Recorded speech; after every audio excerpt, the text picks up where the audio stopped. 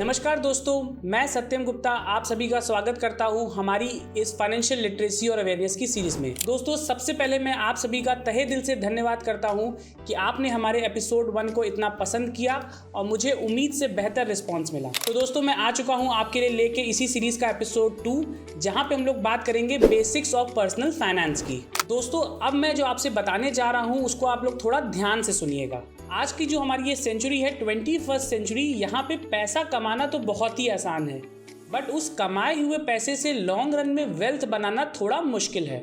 तो जो हमारा आज का टॉपिक है ये इसी में बात करेगा कि आप लोग मंथली टू मंथली कुछ ना कुछ पैसा ज़रूर कमाते हैं, चाहे वो सैलरी से हो या बिजनेस से हो, बट उस कमाए हुए पैसे से लॉन्ग रन में वेल्थ कैसे बनानी है, ये टॉपिक हमारा इसी पे बात करेगा। तो दोस्तों, ये जो हमारे बेसिक्स हैं इनको मैंने 6 स्टेप्स में डिवाइड किया हुआ है। सबसे पहले हम लोग बात करेंगे सेविंग्स की, सेकंड पे हम लोग बात करेंगे अपने लोन्स की, थर्ड हम लोग बात करेंगे इन्वेस्टमेंट्स की, फोर्थ हम लोग बात करेंगे इंश्योरेंस की, फिफ्थ पे हम लोग बात करेंगे रिटायरमेंट प्लानिंग और सिक्स्थ में हम लोग बात करेंगे अपनी टैक्स प्लानिंग के ऊपर। तो चलिए हम लोग सबसे पहले फर्स्ट पॉइंट से शुरू करते हैं, जो कि है हमारा सेविंग का। दोस्तों, आप सभी ने देखा होगा कि सेविंग से जो इंपॉर्टेंस होती है वो ये निकल के आती है कि आपकी जो अगर आप किसी जॉब में हैं या आप कोई बिजनेस करते हैं तो आपके पास एटलीस्ट इतना पैसा तो होना ही चाहिए। लेट्स से उसको एग्जाम्पल के तौर पे हम लोग मान सकते हैं कि जो आपकी मंथली अर्निंग है, सपोज अगर आप 50,000 रुपये महीना कमाते हैं तो उसका इंटू 6 टाइम्स आप कर लीजिए, तो 6 मंथ्स की जो आपकी अर्निंग है वो आपके पास सेविंग अकाउंट में होनी चाहिए। आप चाहें तो इस पैसे को आप लिक्विड फंड में इन्वेस्ट कर सकते हैं या आप सेविंग अकाउंट में भी ऑटो स्वीप का एक ऑप्शन आता है जिसमें आप इसको एफडी में कन्वर्ट करके एफडी का रेट ऑफ इंटरेस्ट पा सकते हैं। बट ये पैसा उस समय के लिए होता है कि खुदा ना खास्ता किसी वजह से अगर आपकी जॉब चली जाती है या आपका बिजनेस नहीं चल पाता तो एटलीस्ट आपके पास 6 मंथ्स का एक इमरजेंसी फंड होना चाहिए। ये फंड आपके उस समय में काम आएगा जब आप जॉब आपकी जाती है या आपका बिजनेस सस्टेन नहीं हो पाता। तो सबसे फर्स्ट स्टेप होता है कि आपके पास सेविंग फंड में एटलीस्ट 6 मंथ्स का जो आपका एक्सपेंडिचर है वो पैसा होना चाहिए। दोस्तों, अब हम लोग बात करेंगे सेकंड पॉइंट के ऊपर, जो मैंने आपको बताया था लोन से रिलेटेड। तो लोन्स एक ऐसा कॉन्सेप्ट है, इसमें आपको ये बात ध्यान रखनी है कि अगर आपने कोई भी ऐसा लोन लिया हुआ है जो कि जिसका रेट ऑफ इंटरेस्ट 12, 13 या 18% से ऊपर का रेट ऑफ इंटरेस्ट है, तो सबसे पहले आपको कोशिश करनी है कि भले ही आप कोई पैसा इन्वेस्ट ना करें म्यूचुअल फंड में, क्योंकि वहां पे आपको 12 या 13% का ही रिटर्न मिलेगा, बट आपको जो हाई रेट ऑफ इंटरेस्ट के आपके लोन्स हैं उनको आपको सबसे पहले वाइप आउट करना है। तो अभी आप आराम से बैठिए घर पे और ध्यान करिए कि आपके पास कौन से ऐसे लोन्स हैं जिनका रेट ऑफ इंटरेस्ट 18, 15, 12% से ऊपर का है। कोशिश करिए कि सबसे पहले उनको आप वाइप आउट करें।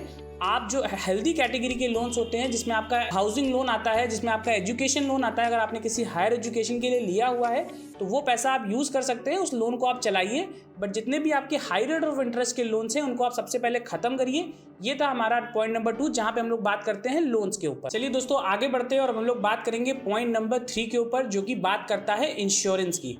दोस्तों, आप लोग इस पॉइंट को एक बार फिर से बहुत ध्यान से सुनिएगा, क्योंकि मैंने ऐसे बहुत सारे क्लाइंट से बात करी है, बहुत सारे लोगों से मिला हूं जिनके पास देखा है मैंने कि 2, 5, 10 तक LIC की पॉलिसीज़ होती हैं, अलग अलग तरीके के तमाम इंश्योरेंस होते हैं, बट आपको उन सभी भी पॉलिसीज़ का, उन सभी इंश्योरेंस की कोई भी ज़रूरत नहीं है। मैं आगे आपको जो बताने जा रहा हूं, आपको सिर्फ वो 2 तरीके के इंश्योरेंस चाहिए। उसके अलावा कोई भी अगर आपको कोई insurance policy, endorsement plan sell करने की कोशिश करता है तो आपको सचेत हो जाना है, क्योंकि वो पॉलिसी शायद वो आपको इसीलिए सेल कर रहा है क्योंकि उसमें उसका एक हैवी कमीशन होता है। चलिए बात करेंगे हम लोग इसी इंश्योरेंस की। सबसे पहले मैं आपको जो बताऊंगा वो होता है टर्म इंश्योरेंस। टर्म इंश्योरेंस हर घर में उसी मेंबर का होना चाहिए जो कि उनका अर्निंग मेंबर होता है। मीन्स अगर आपके घर में 4 लोग रहते हैं, उसमें एक आपका वर्किंग मेंबर है, तो उस वर्किंग मेंबर का आपको टर्म इंश्योरेंस लेना है। अब वो कितना लेना है ये डिपेंड करता है उसकी मंथली सैलरी पे। तो अगर सपोज उसकी मंथली सैलरी 20 लाख की है, मीन्स मंथली सैलरी जो है एनुअल पैकेज उसका 20 लाख का हो रहा है और मंथली सैलरी उसकी समवॉट बिटवीन अगर आपकी हम कैलकुलेट करते हैं तो 1 से 1.5 लाख रुपए की आ रही है, तो वो जो 1 लाख रुपए की उसकी सैलरी है उसका 20 टाइम्स अगर आप कैलकुलेट करेंगे, मीन्स 2 करोड़ रुपए का, तो वो 2 करोड़ रुपए का उसको लेना है टर्म इंश्योरेंस। उसके बाद दूसरा जो इंश्योरेंस हम लोग बात करते हैं वो होता है मेडिकल का। आपके घर में जितने भी लोग हैं आपको कोशिश करनी है कि आप ज़्यादा ना हो सके तो 1-1, 2-2 लाख रुपए का मेडिकल इंश्योरेंस हर लोगों का ले लें, क्योंकि क्या होता है इमरजेंसी की सिचुएशन में अगर आपने मेडिकल इंश्योरेंस नहीं लिया तो आपकी सालों की बचाई हुई जो धनराशि है वो एक ही बार के हॉस्पिटल के बिल में ख़त्म हो सकती है। तो आपको कोशिश करनी है कि आपने सबका मेडिकल इंश्योरेंस लिया हो कि बुरे वक्त में वो इंश्योरेंस आपका काम आ सके। और आपको एक बात और ध्यान रखनी है कि जो टर्म इंश्योरेंस है वो आपको जितना जल्दी हो सके वो लेना है, क्योंकि छोटी उम्र में अगर आप कोशिश करेंगे तो हो सकता है कि आपको 1 करोड़ का टर्म इंश्योरेंस, अगर आपकी उम्र 24, 25 या 26 साल है, तो आपको 1,000 रुपये मंथली प्रीमियम के ऊपर वो 1 करोड़ का टर्म इंश्योरेंस मिल जाएगा। और जहां आप LIC की जो पॉलिसीज़ लेते हैं वो 5 लाख की जो पॉलिसी होती है उसका प्रीमियम 25 से 30,000 रुपये साल का होता है, उसके बावजूद भी आपको मिलता है सिर्फ 5 लाख रुपये। और यही टर्म इंश्योरेंस की अगर आप बात करेंगे तो वहां पे आप 12 से 15,000 रुपये साल का देंगे और आपको मिलेगा 1 करोड़ का कवरेज। तो दोस्तों अब हम लोग आ चुके हैं अपने पॉइंट नंबर 4 के ऊपर, जो कि बात करता है इन्वेस्टमेंट की। तो सबसे इंपॉर्टेंट जो एस्पेक्ट होता है वो होता है आपका इन्वेस्टमेंट का। अगर आपने पैसा कमाया और बचा भी लिया तो उसको इन्वेस्ट कहाँ करें, तो मैं आपको जल्दी से बता दूं, इन्वेस्टमेंट के लिए आज की डेट में आपके पास बहुत सारे ऑप्शंस खुले हुए हैं, जिसमें से stocks, mutual fund, real estate हो सकता है, गोल्ड हो सकता है, और आपके पास जो लेटेस्ट ऑप्शन जैसे आपके ट्रेडिशनल ऑप्शन जिनको कहेंगे आप, फिक्स डिपॉजिट, RD, ये सारे ऑप्शन तो अवेलेबल ही हैं। इनको मैं अगर ब्रीफ कर दूं तो अगर आपके पास स्टॉक्स की बहुत ही अच्छी नॉलेज है और रिसर्च बेस है तभी मैं आपको एडवाइस करूंगा कि आप स्टॉक्स में डायरेक्ट इन्वेस्ट करें, अदरवाइज आप म्यूचुअल फंड का सहारा ले सकते हैं। नेक्स्ट आगे बढ़ते हैं हम लोग गोल्ड की तरफ। तो गोल्ड में आपके अंदर एक बहुत ही इंपॉर्टेंट कंफ्यूजन ये हो सकती है कि आप अपने घर में ज्वेलरी में जो फॉर्म इन्वेस्टेड है गोल्ड में उसको आप मानते हैं गोल्ड इन्वेस्टमेंट, बट ऐसा बिल्कुल भी नहीं है। अगर आपको गोल्ड में इन्वेस्ट करना है तो आपको सोवरेन गोल्ड बॉन्ड आते हैं उसमें इन्वेस्ट करना है। वहाँ पे फ़ायदा ये होगा कि आपको जो गोल्ड की एप्रिसिएशन है वो तो मिलेगी ही मिलेगी, प्लस साथ में उसके 2 से 2.5-3% का रिटर्न जो होता है वो भी मिलेगा, तो वो आपके लिए एक बेस्ट ऑप्शन है। रियल स्टेट की जहाँ तक बात हो गई तो रियल स्टेट में आपको उतना ही इन्वेस्ट करना चाहिए। सपोज अगर आपको रहने के लिए एक घर की आवश्यकता है तो आप एक घर परचेज कर सकते हैं। अगर आपका कोई प्रोफेशनल काम है या आपका कोई शॉप का ऐसा काम है तो उसके लिए आप बिजनेस के लिए प्रॉपर्टी ले सकते हैं। उसके अलावा अगर आपको रियल स्टेट की बहुत समझ नहीं है तो मैं ये नहीं चाहूँगा कि आप ज़्यादा पैसा रियल स्टेट में लगाएं, क्योंकि वहाँ पे आज की डेट में कैपिटल एप्रिसिएशन भी बहुत कम रेट से हो रहा है और जो हम लोग रेंटल यील्ड कैलकुलेट करते हैं वो भी सिर्फ 2 या 3% साल की रह गई है, तो रियल स्टेट आपको अवॉइड करना चाहिए।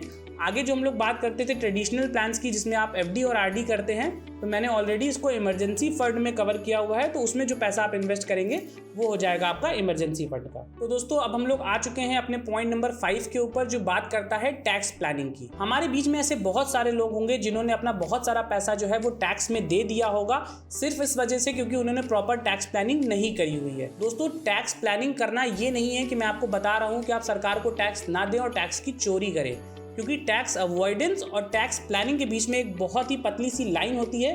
तो आपको ये हमेशा ध्यान रखना है कि आपको टैक्स प्लानिंग करनी है, टैक्स अवॉइडेंस जिसको हम लोग बोलते हैं टैक्स इवेजन नहीं करना, मतलब ऐसी कोई भी चीज़ नहीं करनी है जो आपके लीगल राइट्स में नहीं है। टैक्स प्लानिंग के लिए आप क्या कर सकते हैं, अपने किसी भी फाइनेंशियल एक्सपर्ट या फाइनेंशियल एडवाइजर से मिले, उसके साथ बैठे और देखिए कि आपके पास जो आपने पैसा कमाया है उसमें लीगल कितने ऑप्शंस हैं, जिसमें अलग अलग सेक्शन के तहत आपको डिडक्शन मिलती है। जैसे सेक्शन 80C हो गया, 80D में आपको मेडिकल की डिडक्शन मिलती है, बाकी ऐसे तमाम सेक्शंस हैं जिसके तहत आप फ़ायदा उठा सकते हैं। तो उन सारे जितने भी सेक्शन हैं उन सबका प्रॉपर फ़ायदा आप उठाएं और कोशिश करें कि ज़्यादा से ज़्यादा पैसा आप टैक्स प्लानिंग करके बचा पाएँ, क्योंकि यही बचाया हुआ पैसा लॉन्ग रन में आपकी वेल्थ क्रिएशन में मदद करेगा। तो चलिए दोस्तों अब हम लोग आ चुके हैं अपने पॉइंट नंबर 6 की तरफ, जो कि बात करेगा रिटायरमेंट प्लानिंग की। दोस्तों जिस दिन से भी अगर आपकी जॉब लगी है या आपने कमाना शुरू किया है तो सबसे इंपॉर्टेंट एस्पेक्ट ये होता है कि आप अपने रिटायरमेंट की प्लानिंग उसी दिन से स्टार्ट कर दें, क्योंकि कोई भी नहीं चाहता कि जीवन में वो अपने लास्ट डे जो है वहाँ तक काम करता रहे। तो आपको जितना हो सकता है, आजकल लोग अर्ली रिटायरमेंट प्लान कर रहे हैं। आपको बहुत ही सुन के ये आश्चर्य होगा कि आज मैंने ऐसे ऐसे लोगों से मिला हूँ जो कि 35 या 40 साल में ही अपना रिटायरमेंट प्लान करते हैं, क्योंकि ऑलरेडी वो इतना सरप्लस इकट्ठा कर चुके होते हैं कि वो आगे की लाइफ अपनी अच्छे से एंजॉय कर सकते हैं। तो रिटायरमेंट प्लानिंग के लिए आपको क्या करना है कि आपके जितने भी एक्सपेंसेस हैं आपको लगता है होंगे, चाहे भले वो 10, 20, 50 साल के हों, उसमें आपको इन्फ्लेशन को ऐड करना है और जितने टाइम पीरियड के बाद वो अमाउंट आपको चाहिए वो कैलकुलेट करना है। गूगल पे जाके अगर आप टाइप करेंगे तो आपको ऐसे बहुत सारे कैलकुलेटर्स मिल जाएंगे जो आपको एन्युटी कैलकुलेट करते हैं। सपोज अगर आज से 20 साल बाद आपको 60,000 रुपये पर महीने की रिक्वायरमेंट होगी तो वहाँ पे आप जाएंगे, अमाउंट डालेंगे 60,000 रुपये, 20 साल का टाइम पीरियड डालेंगे, इन्फ्लेशन का रेट डालेंगे, तो वो रिवर्स कैलकुलेशन की मदद से आपको ये निकाल के दे देगा कि आज की डेट में आपको कितना अमाउंट इन्वेस्ट करना है हर मंथ, कि आपको आज से 20 साल बाद आने वाला 60,000 रुपये प्रति माह मिले। ये 60,000 रुपये जो होगा वो आपको एक हेल्दी लाइफस्टाइल मेंटेन करने में मदद करेगा। तो मैं आशा करता हूँ आप सभी लोग रिटायरमेंट की जो प्लानिंग है वो अभी से स्टार्ट करेंगे और कुछ थोड़ा बहुत अमाउंट ऐसी जगह पे इन्वेस्ट करेंगे कि आपको रिटायरमेंट में उससे मदद मिल सके। तो दोस्तों अभी तक मैंने जो आपको बताया ये वो सारे इंपॉर्टेंट एस्पेक्ट्स थे, सारी इंपॉर्टेंट इन्फॉर्मेशन थी जो आपको मदद करेगा अपनी बेसिक्स ऑफ फाइनेंशियल मैनेजमेंट में, पर्सनल फाइनेंस के जो मैनेजमेंट है उसमें बहुत मदद करेगा। तो दोस्तों इसी के साथ ये एपिसोड यहाँ पे एंड होता है। मिलते हैं आपके साथ नेक्स्ट संडे एक और नए एपिसोड के साथ, फाइनेंशियल सीरीज का जो बनाएगा आपकी फाइनेंशियल लाइफ को कुछ और बेहतर। Thank you.